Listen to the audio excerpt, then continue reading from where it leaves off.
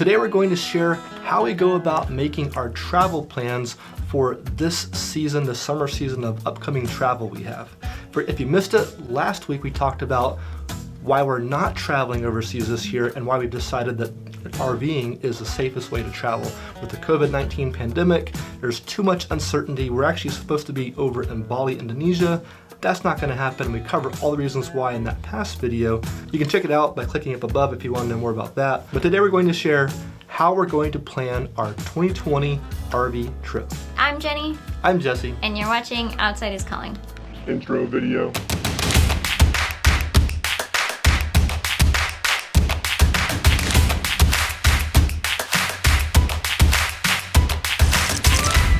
So as I mentioned, our original plan was to go to Bali, actually not just Bali, but Southeast Asia. We wanted to go to Bali, to Thailand, maybe even over to French Polynesia, like Tahiti, Fiji, a lot of cool places.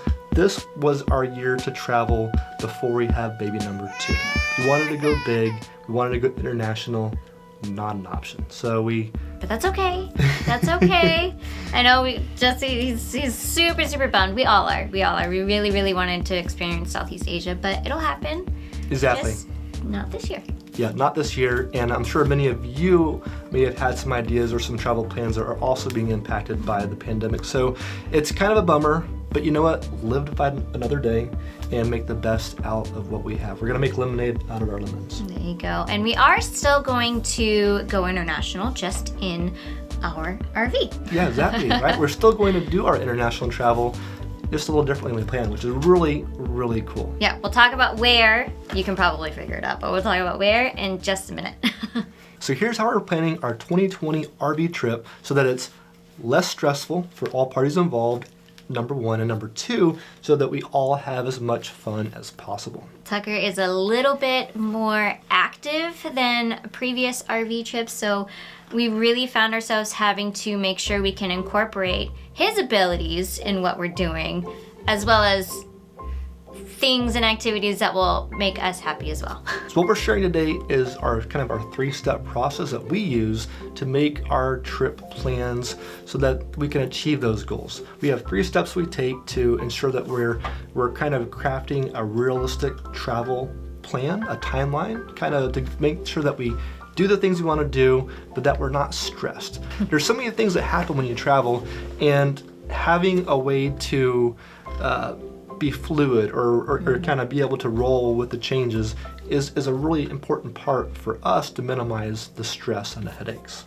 Yes. Step 1, as we are trying to determine our travel plans, is to figure out what it is we want to do on our trip. And I would love to do some more hiking. We lived in the Pacific Northwest for a few years. It's been a good chunk of time since we've done some good mountain hiking.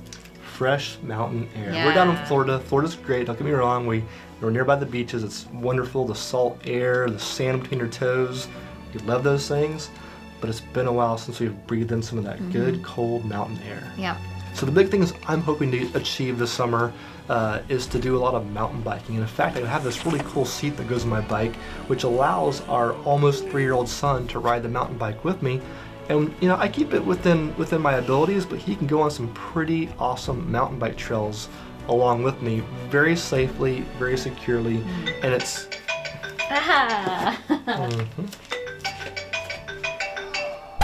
And so what's great, a lot of the places we want to go to, we can do the mountain biking activities and have really good quality family fun. And then, of course, throw a curveball into hiking in the mountains and going mountain biking. I really want to go surfing. Now, we do get to surf in Florida, but, the Florida waves aren't epic or awesome.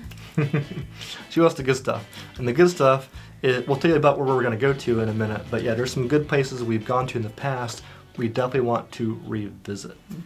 And that leads us to step 2 of our travel planning process, which is to determine the locations we can do these activities. And so in this step, we're going to determine, where are the best places to mountain bike at, I guess, to make it simple. So we know that we want to go to Montana, to like Glacier National Park, maybe Wyoming. We have been all over the east and west coast, but never up to Montana.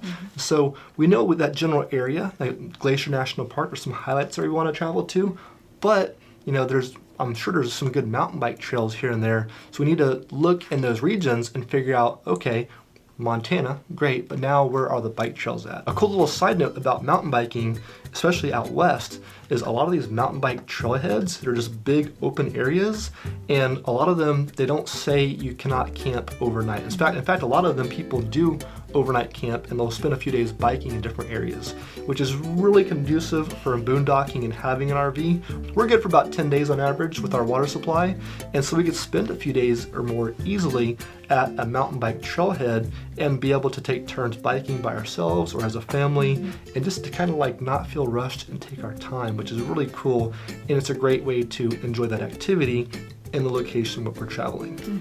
And so to find these places to go mountain biking, we've downloaded a few apps to help us with that. One of those is the MTB Project. We've had that app for quite a while, and it still is good, but I think there's a newer one on the market that's kind of taking its place, which is Trailforks. And Trailforks and MTB Project are both great ways to look at an area and find out where the bike trails are.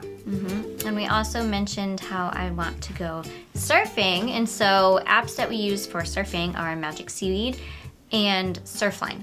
Yeah, and those apps are great for knowing the conditions. We actually have a couple of books we use for finding surf destinations and finding out good intel. But once you get to a surf spot, that's the difference of mountain biking and surfing. Mountain biking, you show up, and as long as it's not raining, you just go mountain biking. Surfing, you show up, and maybe there's waves, and maybe there are not waves. So those tools Jenny mentioned, Surfline and Magic Seaweed, are great for forecasting and kind of knowing what you're going to expect over the next few days to a week or two for the surfing in that area. So I know that while we're in Montana in the western U.S., there's a lot of great mountain biking that I'm looking forward to doing. But Jenny really wants to get her surf on, and we're probably going to be hard-pressed to find good surf in Montana. So where do you want to do that at? I am itching to get back down to Baja, Mexico. We stopped in San Juanico, which is also known as Scorpion Bay in Baja Sur. Last time we were in Baja, and the waves just kind of blew my mind, and I wasn't as good of a surfer then as I am now, and I'm still not great, but I'm confident enough that I think I can catch these waves where they just peel and you just surf and you ride for up to a minute, and that sounds so cool to me. And we figured, since we are landlocked, so to speak, within the US or Canada or Mexico, why don't we take this chance to go back down there? Yeah, this is kind of a cool compromise. As I mentioned, we're not going to go to Bali or to Southeast Asia this year. However, we can go to Baja, Mexico with our RV, which is a really cool place. In fact, I have a whole travel series coming out about our Baja travels, from the past. And of course, we'll do some more videos as we go down there. But just suffice it to say that we had an amazing experience, an incredible time down there. We had a lot of fun, so much fun so that we would love to go back there. And now we know the places we want to go, especially Scorpion Bay, which if you're looking on a map, it's called San Juanico, and it's this incredible little cove-shaped area on the coast it's on the Pacific coast of Baja, Mexico, and the waves there, it's like a machine. When there's a south swell, these waves, they peel, I think, for up to 3 miles. It's an incredible place. Jenny did surf there, but she was newer when we were there the first time, and now she's a very good surfer. She won't say so, but she is a very good surfer, and she's itching to get back there and show us how it's done this time. Did you hear all that? Obviously, he's as excited as I am to get back down there. It's a cool place. But, so wrapping up step 2, we now have like the 2 big places that we know we want to go to. We want to go to Glacier National Park in Montana, and we want to go all the way down, almost to the bottom of Baja. We have our activities figured out, and now for step 3, it's time to fill in the timeline. This is one of the things that gives us the most trouble, is how long do we plan to spend in each location? Because I'm sure when we get to Glacier, we're gonna love it. We're gonna just tons of hiking trails. We'll probably find some paddleboarding. I'm sure we'll have a great time, but you don't want to spend all your time there and miss out on something else. And so it's hard to budget. Okay, what's good? A few days, a week? And so the important part is to figure out how long are you traveling for, and then think of a realistic timeline. We found when we traveled for a couple weeks in the past, kind of a shorter typical summer trip, we've tried to do too much and ended up stressed out. So now we've learned to try and do have fun things, but maybe just a few fun things. And for this trip especially, Jesse really instilled on me that we needed to work in reverse. And that actually worked out because of surfing in Scorpion Bay. There's like a certain amount of time that you really want to be there based on the waves. And Yeah, there's a season, there's a window Yeah. when the waves come into that area. and we know that they're going to start to taper out towards the end of the year. And so that luckily will be the last place that we travel to, so we know when we need to be there, and we were able to kind of work backwards based on how long we want to be in one place and how far apart those two places are. So we're going to be in Baja roughly November, end of the year. And so now we know, okay, well, hey, that means if we want to be there, let's say November, we need to leave Montana with enough time to travel without rushing, enough time to comfortably travel down to the border and down into Mexico. And not just travel, there's going to be things that we want to see and do along the way, so we need to make time for that too. Yep. But because this is a long travel trip, we can budget a week or two to travel down and not rush. And so we'll probably budget a week or two to travel from Montana down to Baja. And that means we need to be leaving Montana or Glacier National Park by mid-October. And that works very well because one of our other tips for you is that some of these really popular places like Yellowstone, forget it. June, July, you won't catch us there. That's like a prime time, and it's great. You should go. But if you can go on what's called the shoulder season, that's how we've been able to visit places without the crowds or with much smaller crowds. And so, yeah, being up in Glacier National Park from like September, leaving mid-October, that's ideal because, hopefully, we'll see what happens, but hopefully schools are back in session. A lot of the crowds will die down, Yep. and it's still an amazing place, and you have a lot more breathing space. Yeah, it'll probably definitely be a little bit colder, but that's okay. We got the gear. Working backwards from there, so we know, okay, kind of September to mid-October, Montana. We have some family we want to go see my mom, and this is our son's grandmother. He wants to see his grandma, and so we know we want to go see her. And so we have all these little things that we'll now put into there, and that's how we're kind of able to figure out, okay, when should we leave from A to B, or B to C, etc., and how long can we spend each time. And with this, we're not going to say like, okay, 4 days here and 3 days there. We're going to give ourselves kind of a ballpark, and we found that if you're in somewhere where you need reservations over a holiday weekend, you definitely make those in advance, and that's going to be kind of like your binding reservation. But we found that, especially out west where there's tons of BLM land and you can camp out in kind of boondock, or do what they call dispersed camping, we found that by not having reservations as much as possible, just gets rid of a lot of the stress. Yeah, for sure. What do you think?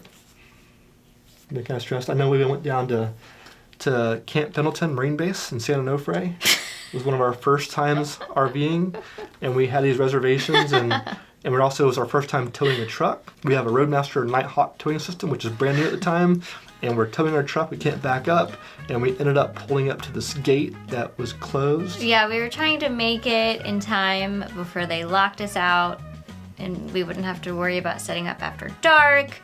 And so we were driving through LA, like at rush hour, and it was a mess. But because we had a reservation, we didn't want to, miss out on a single night of a reservation there. So, yeah. And that was kind of the beginning of a series of mistakes of making reservations without thinking what was realistic. And now we know reservations are important sometimes, but we try to avoid them if we can and maintain flexibility. Mm-hmm. Yeah, I think on this particular trip, the only major holiday we will have to worry about is Labor Day in September. And hopefully we'll just be boondocking in the middle of Montana somewhere. But who knows? I don't know. We have 0 reservations right now for this trip.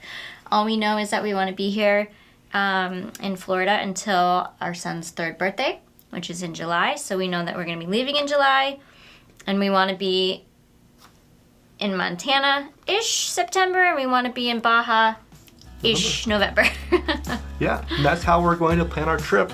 It took us a while to get to the system, but it works very well to kind of think of what's realistic and how do we achieve all of our goals. So again, we're going to be able to do all of our activities, we're going to visit the places we want to visit, and do it in a way that is fun for everybody. Yes, and now if you are a type A personality, there is absolutely nothing wrong with making reservations and knowing where you want to be each day, but we, especially having a toddler, have learned that any plans we make do not come to fruition. That's just how our lives are right now. We are very flexible people when we're traveling. We have no problem pulling into a Cabela's or a Cracker Barrel and patronizing their business, but also just sleeping on the highway for a night if we have It's kind to. of nice to have that. I mean, I'm happy we have our Jess son, is far more type A than I am. but it'd be fun to be able to like plan things out more, just to kind of know where we're gonna be.